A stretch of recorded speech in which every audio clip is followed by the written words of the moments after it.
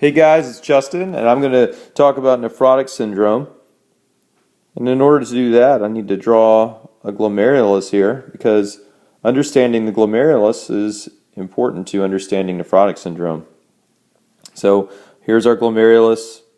We have our blood coming in through the afferent arteriole, and it's feeding the glomerulus, which is this tuft of capillaries like a ball of yarn. And then the blood leaves the glomerulus through the efferent arteriole.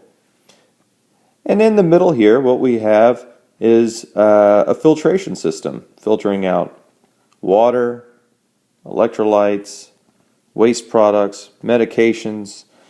And to really understand how this works, we need to zoom in to the capillary wall itself and look at three parts that make up the capillary's filter.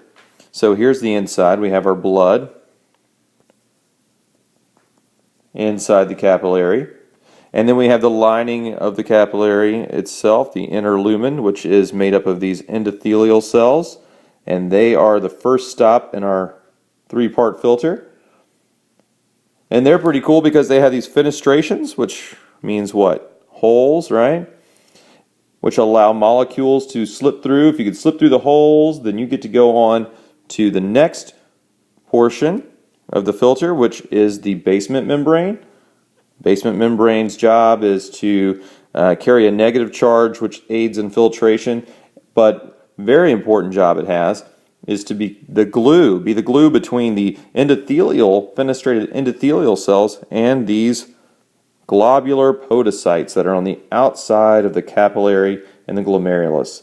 These guys are pretty important because what they do, again, like I say, they're globular cells that have these appendages that wrap all around the capillary, all the way around it, and they interlock with one another. And I like to think of it like hands. Two hands that have their fingers woven together, where the two hands are the podocyte globular cells and the fingers are the appendages of the podocytes, and they weave together, and the spaces in between these fingers or in between the appendages of the podocytes make up what we call the slit diaphragm. And that in and of itself is another filter. So if you can fit through those spaces, you can be filtered out into, well, I guess into the urine or be reabsorbed back into the body. But there are three places that you have to pass through before that can happen. So what does this have to do with nephrotic syndrome? Well, the point was to illustrate why we filter something to begin with. So again, one more analogy I want to think about.